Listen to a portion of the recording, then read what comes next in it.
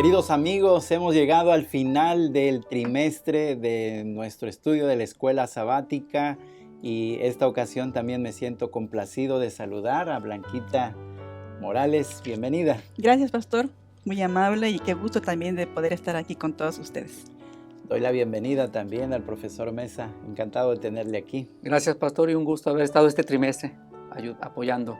Sí, bueno, como parte introductoria les quisiera yo preguntar, ¿qué les ha parecido la lección del trimestre? ¿Hay alguna que en especial les llamó la atención, se adapta a su necesidad? Creo que las lecciones todas estuvieron bastante hermosas y mensajes específicos para diferentes situaciones que pienso nos ha tocado vivir en el transcurso de nuestra vida. Y a mí de manera muy personal me gustó una, o me llamó la atención el canto del pájaro, ¿verdad? Cómo el pájaro tiene que ser tapado por su dueño para que aprenda a escuchar su voz y a aprender ese cántico nuevo. Es una lección bastante bonita. ¿A usted, profe? Pues a mí hay una que me llamó la atención, no recuerdo qué número era, pero es cuando nos decía que muchas veces Dios le sube el fuego al crisol si necesitamos más. Y me llamó la atención porque son situaciones que uno va a entender que si dice, si estoy orando más, si estoy acercándome más a Dios, ¿por qué no se resuelve? Pues simplemente no o necesitamos fortalecer más nuestra fe o ver más claramente, ¿no?, de la forma en que Dios va a actuar en nuestra vida. Sí. Esa es la que me llamó la atención, que Dios puede subirle el fuego a mi crisol. Cierto. Particularmente a mí me gustó mucho una donde se tocaba el tema de la adoración como parte de la alabanza, exactamente, que puede ser un aliciente para cruzar los crisoles que la vida nos presenta. Bueno, ahora quisiera compartir con ustedes, como siempre, un recurso para los líderes de grupos pequeños y en esta ocasión dando continuidad a lo que hemos venido hablando acerca de la reunión de comunión. Ya hemos hablado del momento de la recepción, el momento de la alabanza, el momento de la oración, y hay un momento que no debemos descuidar que tiene que ver con la evaluación, con la evangelización, y para ello ustedes en el gráfico tienen ahí a continuación 5 elementos que son la guía para que podamos entrar en materia. Número 1, debemos tener un plan de acción para todo el año. Un plan de acción que tiene que ver obviamente con la tarea evangelística. Número 2, ese plan debe ser evaluado porque lo que no se evalúa tendemos a olvidarlo. Y la evaluación es ese momento entonces que el líder del grupo pequeño debe tomar. Para ello pues tenemos un instrumento útil que es nuestra tarjeta de registro de la escuela sabática. Ahí aparecen varios conceptos que pueden ser una guía útil para que podamos elaborar la evaluación. Número 3, ahí aparecen también esos conceptos, los intereses, el avance del estudio bíblico, porque también en la parte de abajo tenemos un recurso ahí disponible donde anotamos el trabajo de las parejas misioneras y el avance de los estudios bíblicos. Bueno, también debemos aprovechar para mencionar, enunciar los proyectos que tenemos a futuro, como visitas a asilos, las jornadas de salud, las campañas de barrio, etc. Y para ello también sugerimos que haya un encargado del proyecto de evangelismo. Siempre debe haber una persona que nos pueda guiar en toda la tarea misionera del grupo pequeño. ¿Okay? Profesor Mesa, entramos también a la estrategia didáctica. Le escuchamos. Gracias, pastor. Pues este trimestre hemos avanzado, pastor Blanquita, yo creo que bastante, bastante conocimiento, a herramienta que nos puede ser útil. Y simplemente es recordarles el utilizar la taxonomía de Bloom para poder elaborar nuestras preguntas. Preguntémosle a los miembros de nuestro grupo pequeño para poder sacar la información o llevarlos a la reflexión. Y recordemos que no todos aprendemos de la misma forma. Algunos tenemos diferentes habilidades de aprendizaje, estilos. Puede ser visual, puede ser auditivo, puede ser kinestésico de hacer las cosas. Entonces mezclemos, hagamos una combinación de las preguntas, cómo sacar la información, cómo llevarlos a la reflexión y también la manera en que nuestros alumnos o nuestros oyentes aprenden. Entonces recordemos la taxonomía de Bloom en sus diferentes niveles de profundidad de pensamiento y también los estilos de aprendizaje. Sí, todo el trimestre, recuerden, estimados líderes de grupos pequeños, que hemos estado hablando acerca de esto, la taxonomía de Bloom, y en profundidad el profesor Mesa nos ha hablado de ello, y ahora será oportunidad para que podamos ponerlo en práctica. Háblenos por favor del versículo de memoria, que también es una sección importante para todos. Claro, pastor, lo hemos enfatizado todo el trimestre, desde el trimestre pasado, que debemos llevar nuevamente esa práctica de memorizar la palabra de Dios. La lección está hecha para eso, así que el versículo que viene allí es para memorizar, y así lo dice, para memorizar. No Entonces, dice para leer. No, no dice ni para subrayar solamente, es memorizarlo. Una idea que podemos hacer, pastor, ya por último en el trimestre es memorizar el versículo, pero asociarlo con otro versículo que sea muy parecido o que sea el mismo, porque a veces la Biblia repite los versículos, de tal manera que ya pueda ir ampliando yo mi repertorio de versículos. Este versículo se asocia con otro. O si estamos en los evangelios, pues es muy fácil porque muchos de los textos se repiten. Entonces la idea es que nosotros podamos asociar nuestro versículo con otro versículo de la Biblia o con alguna experiencia previa en nuestra vida, que puede ser alguna gema del espíritu de profecía que hayamos memorizado. Entonces eso va a ayudarnos a reforzar el versículo y a tener más herramienta o más textos, más gemas, más conocimiento en nuestra mente y podemos utilizarla en cualquier otro momento. Excelente, excelente.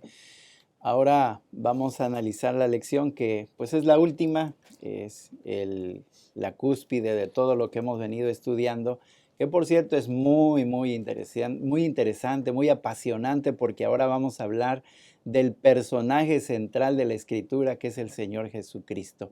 Y para ello hemos dividido la lección en dos secciones. Vamos a hablar en primer lugar cuánto padeció nuestro Señor Jesucristo los primeros días de su ministerio. Y bueno, la Biblia no abunda mucho en material en cuanto a saber de la niñez de Jesucristo, salvo algunos pasajes que todos conocemos.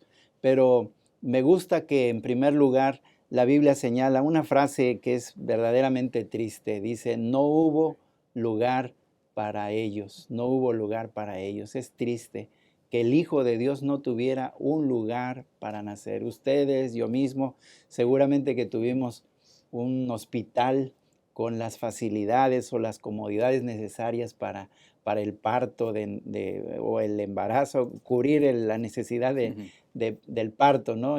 Pero Jesús no tuvo esa oportunidad.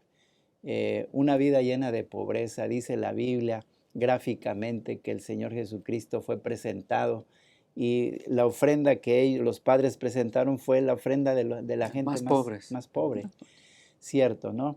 Y luego la niñez de él se ve amenazada también por Herodes, es decir, una vida que fue muy corta, pero que también fue de mucho sufrimiento. Así que es lo que podemos mencionar acerca de la niñez del Señor Jesucristo. Seguramente que fue buena también, pero la Biblia hace énfasis en ello, ¿no? Blanquita, ¿podría usted hablarnos de la siguiente parte seguramente que del ministerio, del bautismo y lo demás? Claro que sí, tenemos aquí algunos puntos bastante interesantes. Él sufrió muchas tentaciones al iniciar su ministerio y obviamente podríamos decir que durante toda nuestra vida nosotros también estamos enfrentando diferentes tentaciones, pero Jesús nos dejó un ejemplo, ¿verdad?, de cómo vencer esas tentaciones y todo fue siempre con un escrito está. Y también sufrimiento, otro crisol que padeció nuestro Señor Jesús fue el rechazo que él tuvo al venir a salvar a los que él amaba. Un rechazo que sin lugar a dudas partió el corazón de nuestro Salvador, ¿verdad? Fue algo doloroso para él. Y otro más que podemos mencionar es la incomprensión y la soledad. este punto de incomprensión y soledad, a lo mejor muchos de nosotros nos estamos allí identificando, ¿verdad? Cierto. Incomprensión y soledad. Él estuvo solo totalmente allí en su ministerio, diciendo que él no tenía un hogar, una casa. Las aves tenían nidos, pero él no tenía ni siquiera dónde poner su cabeza. Otro punto que también está allí, que es que fue vendido por uno de sus discípulos. Fue traicionado. O sea, ¿quién no ha sufrido una traición? ¿Quién? Entonces podemos identificarnos con todos estos sufrimientos de Jesús desde su nacimiento hasta su ministerio y tal vez un poquito más. Nos podemos identificar con cada sufrimiento de Jesús, y esto nos hace a nosotros también, nos da la oportunidad de acercarnos a Cristo, ¿no? Porque sabemos que nos va a comprender. Sufrió de la misma manera que podemos estar sufriendo nosotros. Otro sufrimiento que podríamos mencionar sería la tristeza y la agonía. Estando orando en el Getsemaní, él oraba al punto de decir, estoy triste hasta la muerte. Estamos viviendo una época bastante difícil también, donde los suicidios están a la orden del día. Y la causa también es tristeza. O sea, las personas están agonizando allí. Obviamente que fueron situaciones diferentes, ¿no? Lo que padecemos nosotros, la tristeza y agonía de nuestro Salvador, pero estamos allí padeciendo algo similar. ¿Por qué? Porque Cristo se encarnó para que nosotros podamos estar mucho más cerca de Él. Y qué hermoso, ¿verdad?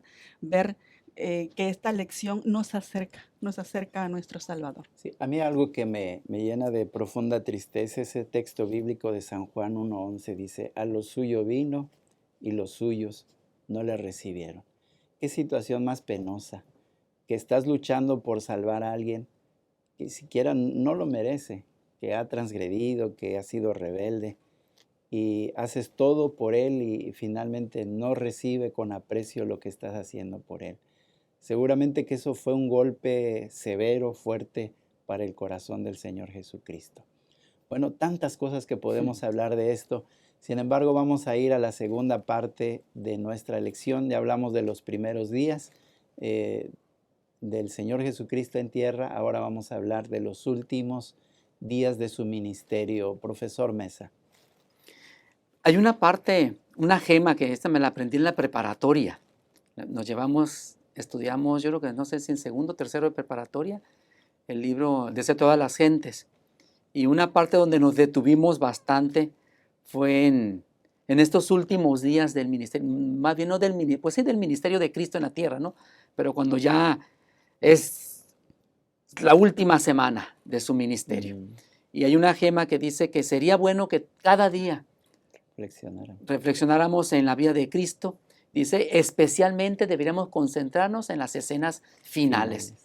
Y para mí, en lo personal, cuando leo el Deseo de todas las gentes, me concentro en estos últimos días de la vida de Cristo, porque siento que Él, allí es cuando, como dijo Blanquita, entiende Él nuestro sufrir, porque Él lo vivió.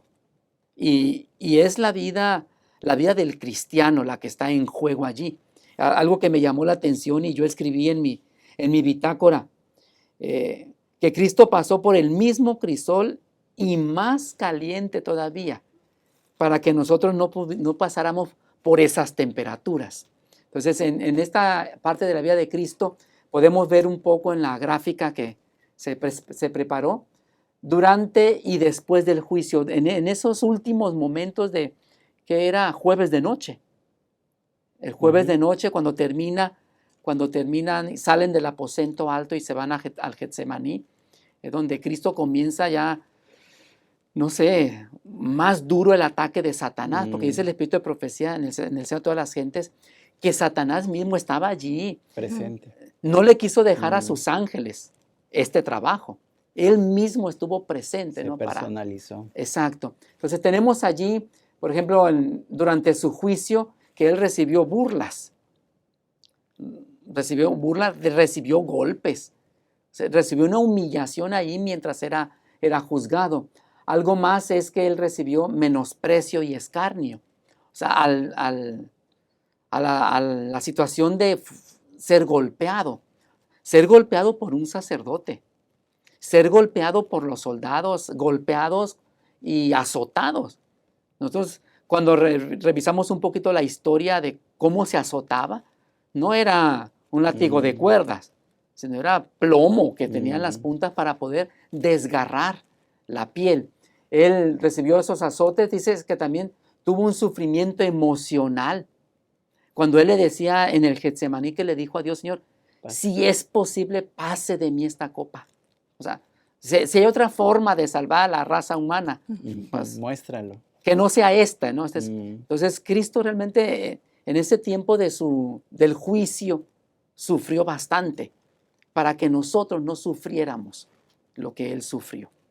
Sí. Eso es lo que yo puedo ver, pastor, en esta primera parte del juicio previo a la cruz. Sí, qué atrevimiento del ser humano de golpear al Hijo de Dios. A mí me llena de mucha también tristeza, de asombro que San Mateo, que es uno de los evangelistas que dedica mucho tiempo para hablar gráficamente del maltrato del Señor, dice que vinieron, lo golpearon con la vara, lo abofetearon, etcétera. Lo que usted ha comentado, ¿no? ¿Hasta dónde llega el ser humano en su imprudencia de tratar al Hijo de Dios? Blanquita, ¿usted podría ayudarnos ahora para cerrar este momento especial sobre la cruz, cosa que ningún ser humano ha experimentado como lo ha experimentado el Hijo de Dios? Así es. Como hemos estado comentando, ¿verdad? Los padecimientos de Cristo, la mayoría fueron semejantes a los que podemos padecer nosotros, pero esta última parte fue un crisol muy, muy grande que ningún otro ser humano lo ha experimentado y jamás lo vamos a experimentar, porque nuestro Señor Jesús sufrió el sentimiento de que podía ser abandonado ahí mismo en la cruz por su Padre Celestial, ¿verdad? ¿Y cuál era la causa? El pecado que estaba cargando sobre él, el pecado de la humanidad.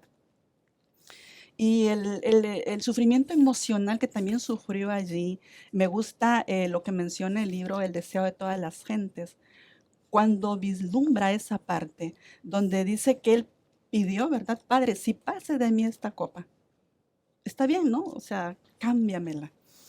Pero ¿qué le motivó a nuestro Señor Jesús a tomar la decisión de beber la copa?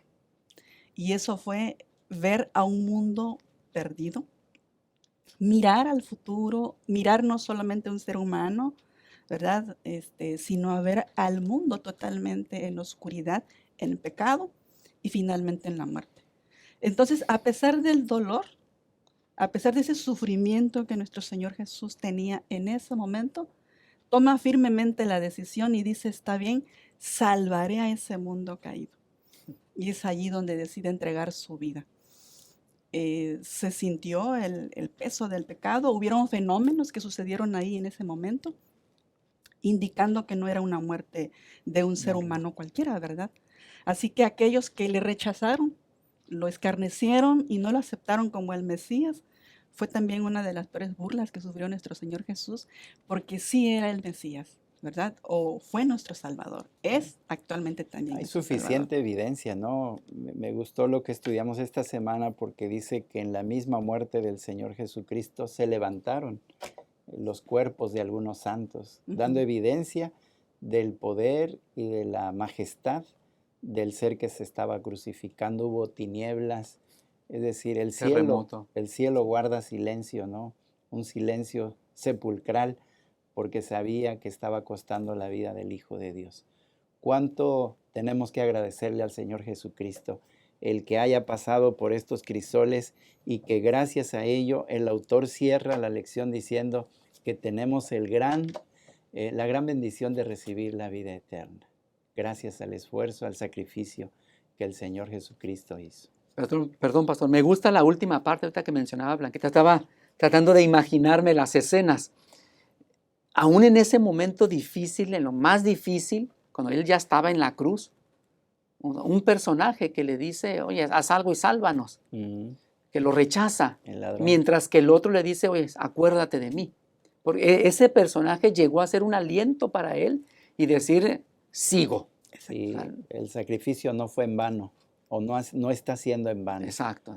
Por lo menos ya aquí hay una persona. Exacto. Y le dio la promesa. Te lo aseguro que vas a estar conmigo, ¿no? O sea, Cristo también no había entrado al portal de la muerte eterna. Estaba a punto de entrar al portal y estar a punto y recibir ese rayo de esperanza de que alguien lo estaba aceptando. Yo creo que fue para él, pues dice el Espíritu Profeta, un aliento de decir, sigue. Claro, como es un aliento saber que lo que estamos viviendo, lo que estamos experimentando, no es nada comparable con lo que el Hijo de Dios experimentó.